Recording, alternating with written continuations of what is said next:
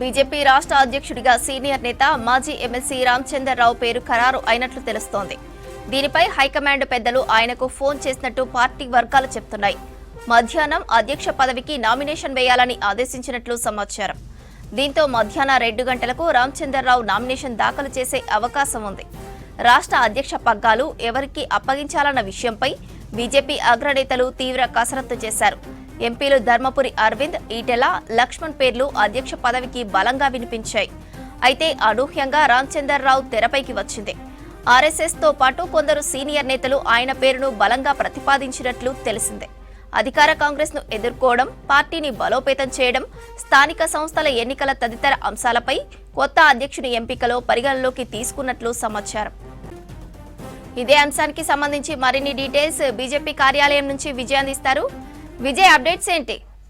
Yes Revanthi, BJP రాష్ట్ర అధ్యక్ష పదవి ఎన్నికపైన ఉత్కంఠ వీడిందనే చెప్పొచ్చు. గత కొన్ని నెలలుగా బీజేపీ కొత్త రథసారథి ఎవరవుతారు అనే నేపథ్యంలో పార్టీలో తీవ్ర స్థాయిలో కూడా చర్చ జరిగింది. చర్చ జరిగిన అనంతరం ఈరోజు ఎన్నికకు సంబంధించినటువంటి ఎన్నిక కూడా జరగనుంది. నిన్న నోటిఫికేషన్ విడుదల చేశారు. ఈరోజు ఎన్నిక జరగనుంది. మధ్యాహ్నము 2 గంటల నుంచి 4 గంటల వరకు నామినేషన్ల స్వీకరణ ఉంటుంది.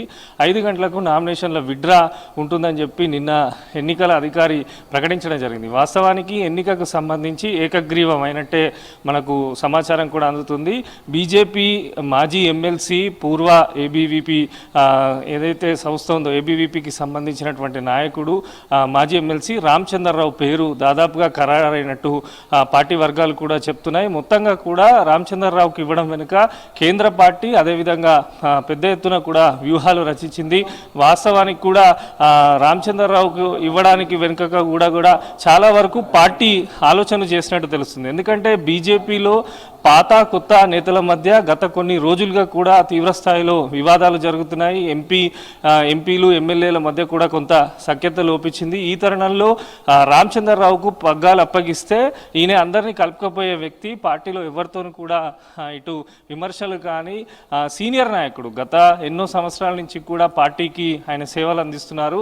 సో రామచంద్రరావును నియమిస్తే ఇటు ఎంపీలు కానీ ఎమ్మెల్యేలు అది కొత్త పాత తేడా లేకుండా ప్రతి ఒక్కరు కూడా కలుపుకపోతారని చెప్పి అధిష్టానం నిర్ణయం తీసుకున్నట్టు తెలుస్తుంది. ఇప్పుడే ఇందాకనే మనం రామచంద్రరావుతో నేరుగా మాట్లాడినప్పుడు అధిష్టానం నుంచి నాకు ఫోన్ వచ్చింది, నామినేషన్ వేయమని చెప్పి ఫోన్ వచ్చిందని కూడా ఆయనే ప్రస్తావించడం జరిగింది. ఇక ఎన్నికకు సంబంధించి ఏకగ్రీవం అయినట్టే మనకు అర్థమవుతుంది. బీజేపీ కొత్త రథసారథి రామచంద్రరావు పేరును అధిష్టానం కూడా ఖరారు చేసింది. మొత్తంగా కూడా బీజేపీ విషయానికి వస్తే ఇప్పుడు వచ్చే సంస్థాగత ఎన్నికలకు సంబంధించి ఇతర రాష్ట్రాలతో పాటు తెలంగాణ, ఆంధ్రప్రదేశ్ కూడా చేశారు. ఇక స్థానిక సంస్థల ఎన్నికలు ఉన్నాయి. ఈ టైంలో పార్టీలో ఇటు నేతల మధ్య భేదాభిప్రాయాలు ఉండడము, జిల్లాల అధ్యక్షుల టైంలో కూడా మనం చూసాం. బీజేపీ జిల్లా అధ్యక్షుల ఎంపిక విషయంలో కూడా తీవ్ర స్థాయిలో నేతల మధ్య విభేదాలు వచ్చాయి. ఒకరినొకరు నేరుగా విమర్శలు చేసుకున్నటువంటి పరిస్థితి. అయితే కేంద్ర నాయకత్వానికి సంబంధించి అందరి అభిప్రాయం కూడా తీసుకున్నట్టు తెలుస్తుంది. నిన్న రాత్రి నుంచే కూడా తీవ్ర స్థాయిలో పార్టీలో చర్చ జరుగుతుంది. అందరి అభిప్రాయాలు తీసుకున్నప్పుడు అందరికీ ఆమోదయోగ్యమైన వ్యక్తి ఎవరు, మీరెవరు అనుకుంటున్నారని చెప్పి ఇటు ఎమ్మెల్యేలు ఎంపీల అభిప్రాయం తీసుకుంటే దాదాపు 90% మంది రామచంద్రరావు పేరును చెప్పినట్టు తెలుస్తుంది. ఇదంతా కూడా దృష్టిలో పెట్టుకొని అధిష్టానం రామచంద్రరావు పేరును ఖరారు చేసింది. ఇక నామినేషన్ వేయడమే ఆలస్యము. ఆయన కూడా 2 గంటలకు వచ్చి నామినేషన్ వేస్తానని చెప్పి ఇందాకనే తెలపడం జరిగింది. నామినేషన్ వేసిన తర్వాత ఆ నామినేషన్ని మొత్తంగా కూడా ఎంపీలు, ఎమ్మెల్యేలు, ముఖ్య నేతలు అందరూ కూడా బలపరుస్తారు. ఆ తర్వాత ఏకగ్రీవంగా కాషాయ రథసారథి ఎన్నిక కూడా పూర్తవుతుంది. ఇక రేపు ఉదయము సిటీ శివార్లోని మన్నెగూడలోని వేదా కన్వెన్షన్లో రాష్ట్ర అధ్యక్షుని ప్రకటన అధికారికంగా చేయనున్నారు. ఇప్పటికే కేంద్రానికి సంబంధించినటువంటి నాయకత్వం కానీ అభయ్ పాటిల్, సునీల్ బన్సాల్, శోభా కరందాజ్లే వీరందరూ కూడా పార్టీ కార్యాలయానికి చేరుకున్నారు. ఈ ఎన్నికలో వీరందరూ కూడా పాల్గొనున్నారు. రేపు వీరి సమక్షంలోనే రామచంద్రరావు అధికారికంగా కూడా ప్రకటించబడతారు. మొత్తంగా కూడా అయితే బీజేపీ ముందు నుంచి బీసీలకు ఇస్తుంది, బీసీ నినాదం ఎత్తుకుంది అని గతంలో చెప్పినప్పటికీ మనం ఒకసారి చూడొచ్చు 2023 అసెంబ్లీ ఎన్నికల టైంలో బీసీకి సంబంధించిన నాయకుడిని సీఎం చేస్తానని చెప్పి బీజేపీ ప్రకటించింది. కానీ దాని ద్వారా పెద్దగా పార్టీకి జరిగినటువంటి లాభం ఏం లేదని కూడా నేతలు కొంత అభిప్రాయంకి వచ్చినట్టు తెలుస్తున్నది. ముఖ్యంగా పార్టీకి సంబంధించి బలోపేతం కావాలంటే అందరినీ కలుపుకుపోయే నాయకుడే ఉండాలి అని కూడా బీజేపీ అధిష్టానం భావించినట్టు తెలుస్తుంది. దాంట్లో భాగంగానే రామచంద్రరావు పేరును ఖరారు చేసినట్టు తెలుస్తుంది. ఈయన అయితే అందరు నేతలతోని కలుపుకోబోతారు. పార్టీకి సంబంధించి ఇప్పటికే ఇటు మాజీ ఎమ్మెల్సీ ఉండడంతో పాటు ఆయన senior advocate BJP legal cell టీంకు కూడా ఆయన పూర్తి స్థాయిలో బాధ్యత వహిస్తున్నాడు. సో మొత్తంగా అన్ని పరిశీలించి ఆర్ఎస్ఎస్ సంఘ్ అభిప్రాయం కూడా తీసుకొని రామచంద్రరావుకే అధిష్టానము అధ్యక్ష పదవి ఖరారు చేసినట్టు తెలుస్తుంది. సో మరి కాసేపట్లో ఆయన పార్టీ ఆఫీస్ కూడా రానున్నారు, నామినేషన్ వేయనున్నారు. ఈ నామినేషన్లో కేంద్ర మంత్రులు బండి సంజయ్, కిషన్ రెడ్డితో పాటు ఎంపీలు, ఎమ్మెల్యేలు అందరూ కూడా పాల్గొంటారు.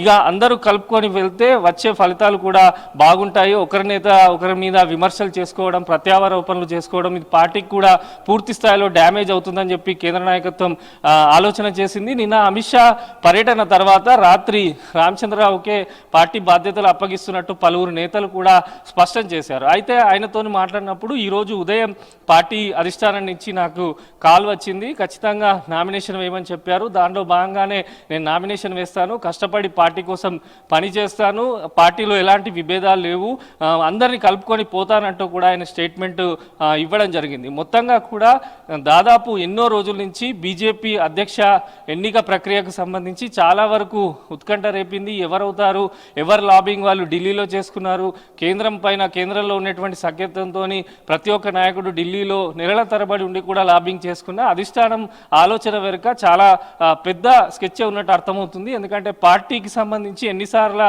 నేతలకు కేంద్ర పార్టీ వార్నింగ్ ఇచ్చినా కూడా పలువురు నేతల్లో మార్పులు రావడం లేదు. ఒకరినొకరు ఆరోపణలు విమర్శలు చేసుకునేసరికి కింది స్థాయిలో కార్యకర్తలు కూడా డీలా పడిపోవడము, పార్టీ బలోపేతానికి సంబంధించి జరగకపోవడము, ప్రజల్లో కొంతవరకు ఉన్నా కూడా పార్టీ నాయకులు దాన్ని సద్వినియోగం చేసుకోలేకపోతున్నారని చెప్పి ప్రధానమైనటువంటి చర్చ రాష్ట్ర బీజేపీలో జరుగుతున్నది. ఈ తరుణంలో అందరినీ కలుపుకుపోయే వ్యక్తికి అధిష్టానము ఈ పార్టీ అధ్యక్ష బాధ్యత అప్పగించింది. రేపు అధికారికంగా ప్రకటన చేస్తారు. ఇప్పుడు 2 గంటల వరకు పార్టీకి సంబంధించిన ముఖ్య నేతలందరూ కూడా అందుబాటులో ఉండాలని చెప్పి కేంద్ర పార్టీ ఆల్రెడీ అందరి నేతలకు కూడా ఆదేశాలు ఇవ్వడం జరిగింది. మొత్తంగా ఎన్నో రోజుల నుంచి ఎదురు చూస్తున్నటువంటి బీజేపీ రాష్ట్ర రథసారథికి సంబంధించి కేంద్ర పార్టీ ఎవ్వరూ ఊహించని విధంగా కూడా రామచంద్రరావుకు అధిష్టానం బాధ్యతలు అప్పగించిందనే చెప్పొచ్చు. ఓవరాల్గా మధ్యాహ్నం అయితే నామినేషన్ వేస్తారు, 5 తర్వాత విడ్రా ఉంటుంది. ఈరోజు సాయంత్రం దాదాపు ప్రకటిస్తారు. రేపు అక్కడ మన్నెగూడలో ఉన్నటువంటి వేదా కన్వెన్షన్లో పార్టీ కొత్త అధ్యక్షుడు బాధ్యతలు కూడా స్వీకరిస్తారు. ముఖ్య నేతలందరూ కూడా పాల్గొనడం జరుగుతుంది.